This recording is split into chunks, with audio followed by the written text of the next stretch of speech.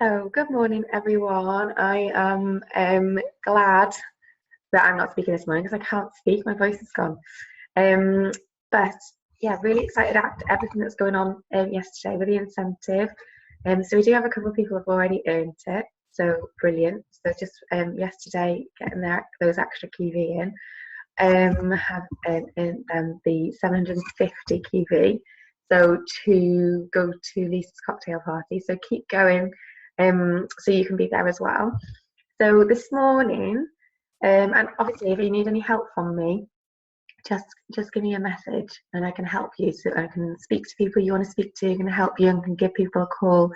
Whichever anything you need help with, just let me know, because that's what I'm here for. But today we've got Natalie speaking, and that last time Nat spoke, we were all really hyped up after it. So really looking forward to hearing from her this morning. Let me just spotlight your video, Nat,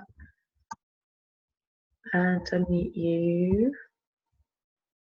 No, I've unmuted Kerry, hang on.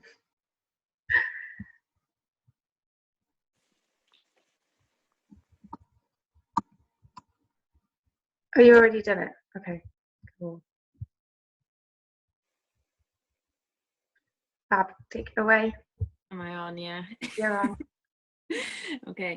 It's a little bit about healing and everything, but that's what you get when a squiggle does the training. So first of all, it's stuff that you sort of already know, but it's just kind of looking at it in different light and from a different perspective, really. So number one is make sure that you do have the right goal. Because sometimes what we like with affirmations and things, what we think that we're asking for is not always what we want. So you could say, I want to be really, really busy with Arbonne. Well, you don't really, because busy doesn't always mean QVs, commission, things like that. So it's focusing on actually what you want and being a little bit more specific about it. In my current job now, I have a weekly tracker and a monthly tracker. Like, I think I'm the only person that does it, but I love it. I love looking at numbers and things. And every week I'll go in and I'm going to make an Arbonne one for this because I know in my head, but I need to see it down and I need to see things written down. So like, say for instance, my work one is how many clients could I've done? How many did I do? Percentage. How many colours did I do? How many treatments? What retail? So I wrote up a little scribbled a little Arbonne one, which I need to sort of print it out properly, really. And you know, that could be how many samples did you drop off, how many products did you drop off, how many people did you ask about a party, how many did you ask about the business, because it's easy as well to say after like one or two bad experience, oh, parties don't work for me, or product drop-offs don't work. And it's like, is that fact or is that your opinion? So like, business decisions should be always like made on facts and figures, not emotion. And I'm guilty of saying that parties don't work. That's because I had like one bad experience. So am I right in saying that? Or you can say it doesn't work, but actually that week or that month you only asked like 2 or 3 people. Well, it's not going to work, is it? You know, the law of averages. So I will do that. So if anybody does, you know, like doing stuff like that like me, I can, you know, bang you out a copy of that, no problem. Because I think sometimes as well, you sort of don't realise how far you are into the month. So I need to break it down into like 4 weekly periods and sort of try and get my goal that way, because it just, personally, it just overwhelms me the whole month. So that's something that I'm going to start doing, just to see a little bit better where I'm at, what I've done and on my progress. They also do say what gets tracked gets improved. So again, you know, like if you write your goals down and things like that, you're much, much more likely to achieve them or go somewhere with them. Yeah, and then with doing that, with tracking or with, you know, making an actual like factual note, you can see holes in what you perhaps avoid doing, or perhaps like say what is working well. And, you know, you can just sort of judge it. So you're helping yourself really. And I think that the results would be different for every single one of us, which I love really. And you can see how consistent you are. So you might sort of pick up on a pattern that you're really active the last week, or you're really active the first week. You might have the first week off. So you can just kind of, and if there's if there's becomes a reoccurring pattern of where your figures or where your motivation's dipping, that's where you can focus your attention on. Because we do know that consistency works, and if you're consistent, then everything else falls into place. So it's just a way of picking up yourself really, and sort of seeing, come on, here I need to sort of pull the stocks out a little bit. And also like upselling and not downselling. So I don't know, I think like I get a bit scared sometimes, and I just sell like one product, two products. So it's just making it exciting, because you never go anywhere. Like when you go to McDonald's, or all my references seem to be food for some reason. But when you go there, they say, oh, do you want to go large? And you say, oh yeah, all right then, that sounds good. Or they always try and they make it sound good. And when I went on a training once, this guy had said that he was in a restaurant, and they said to him, would you like some cheeky onion rings to go with that? And he said, oh yeah, go on. They said, I didn't even want any onion rings, but they made it sound so good. Whereas sometimes I've given like foundation, primer, mascara, whatever, and you sort of think, well, at least if they buy one, but don't be afraid. So sort of always make it, oh, that primer would go lovely with the foundation, things like that, and think, oh, all right then, that sounds good, because they're trusting what you say really. Yeah, and just about like not underselling yourself or the product basically. So Jim Rohn said, like, work harder on yourself than you do your job. So that's where your personal development comes in. So if you, like I say, sort of find the holes where you're not very good at, or that you're out of your comfort zone, and work on them, that will show in your figures. As humans, we naturally want to devalue ourselves. I mean, the reason that footballers have agents is because if you were selling yourself, you'd go, oh yeah, no, that's all right. Yeah, no, yeah, not worth that. Whereas somebody else can look at you and know your value. So that's really important. And I think that sometimes in other jobs, people think that they're better than what they are, perhaps. And in this job, people are better than what they think they are. So yeah, like I say, remember, that's why they have agents. Again, it's facts and figures. Don't ever undersell yourself. If I was selling you, would I be saying the same thing that you say about yourself? Same with the products. Don't undersell those. Again, in the past, I've been guilty of just giving everybody discount just because I want the QVs and I want the sales. And it's not, why should they get discount? We know how good the products are. And when I went on the Sue Alexander training, which I think is coming up again this Sunday, which I would really recommend, she actually worked out how much the night cream would cost if it was sold in a department store. So I know we talk about like creme de la mer and all this. Anybody want to hazard a guess?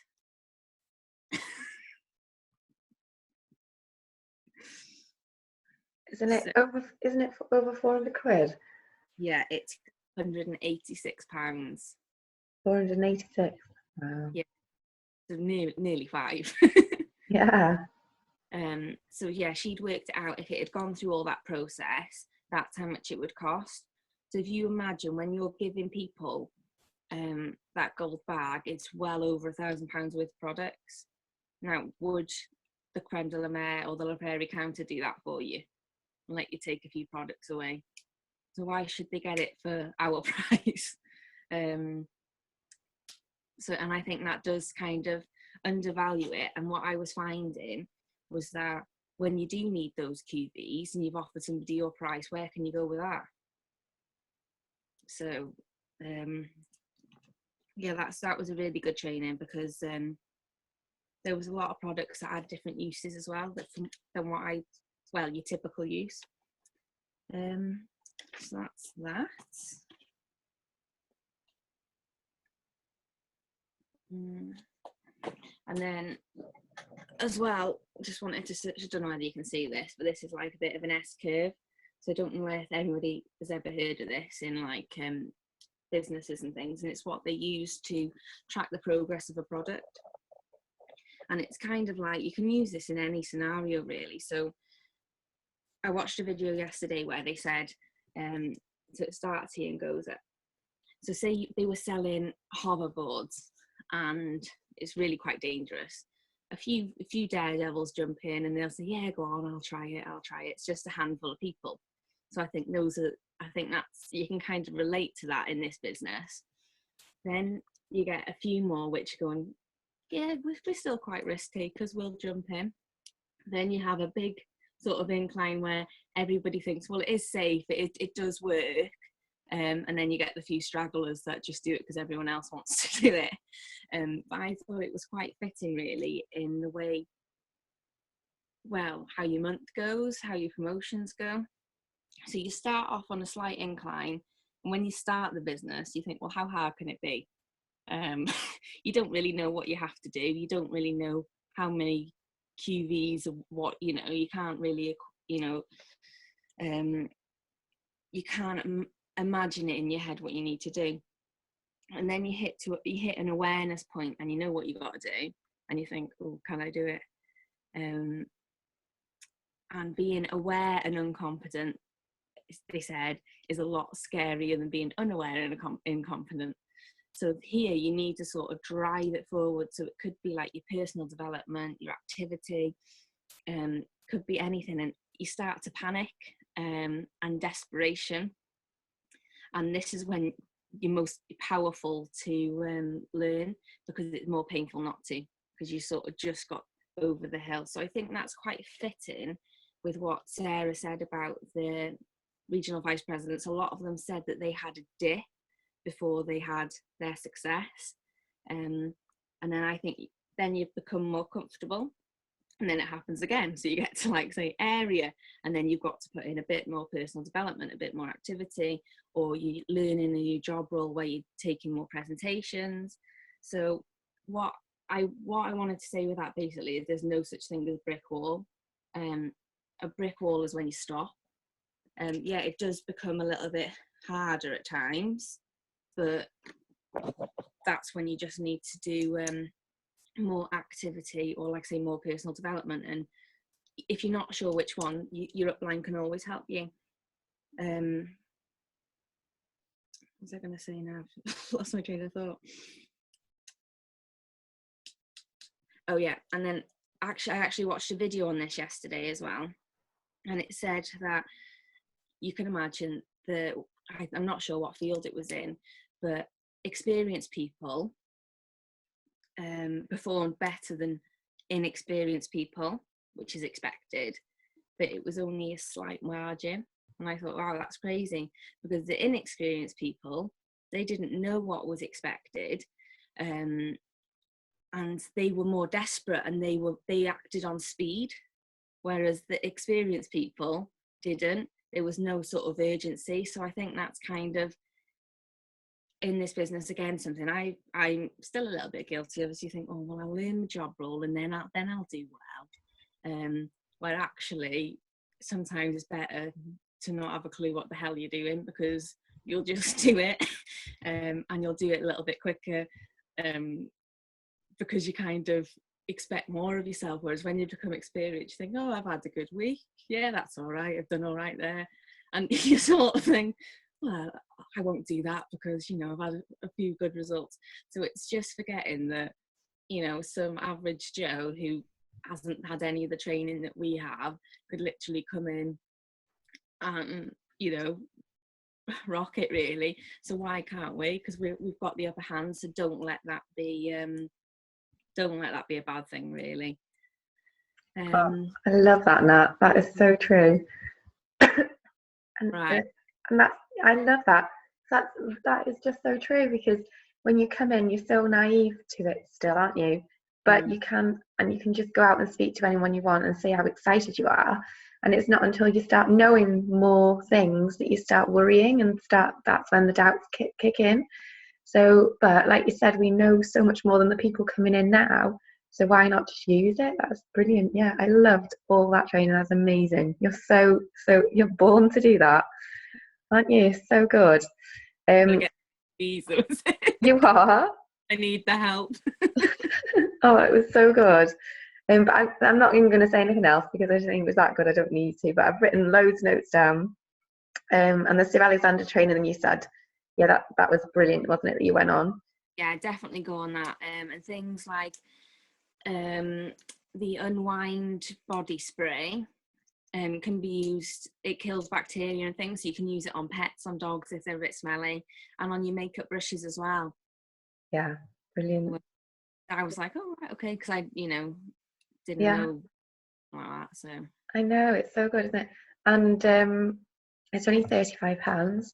£35, you get lunch included, don't you? So yeah. yes, that's this Sunday. So if anyone wants to go on it, then I definitely recommend it. But thank you so much, Nat. And yeah, brilliant.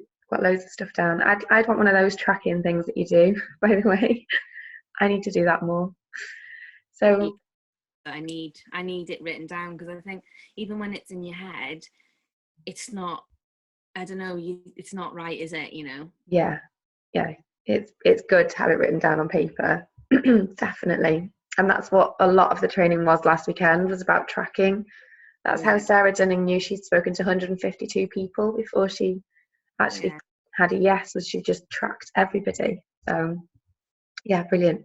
So everyone go out and have an amazing day. I'll see you all in the Lemon Tree tonight. And I just get all your people there, because it's going to be a brilliant night. So I'll speak to you later. Thanks so much, Nat. Well, bye. Come on, baby.